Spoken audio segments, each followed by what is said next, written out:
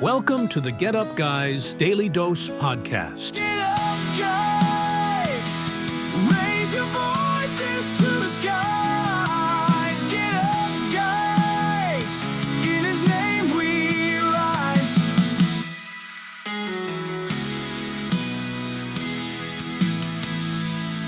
Do you remember that classic Saturday Night Live character, Debbie Downer? No matter what exciting thing is going on, a trip to Disney, a family celebration, a night out with friends, Debbie chimes in with some gloomy, unrelated fact that instantly sucks the joy out of the room.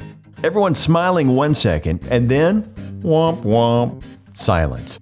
It's funny when it's a comedy sketch, but it's not so funny when it's real life.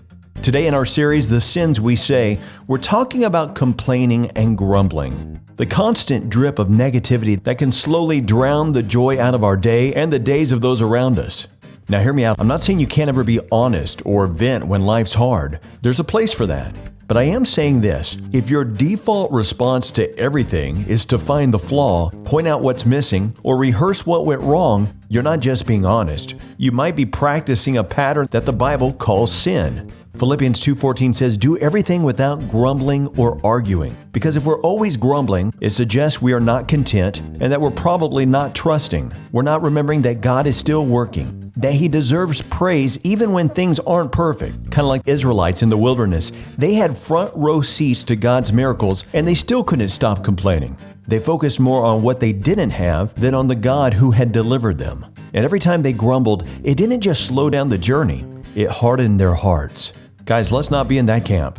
Some friends and I were doing a 100-mile bike event, and only a dozen miles in, we were part of a big bike pileup.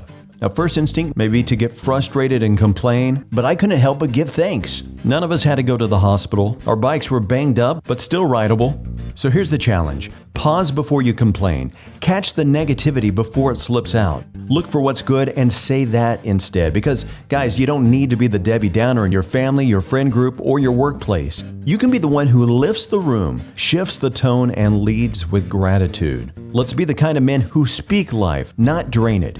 That's the kind of voice this world needs. And it's the kind of man God calls us to be. Get up, guys. Raise your voices to the skies.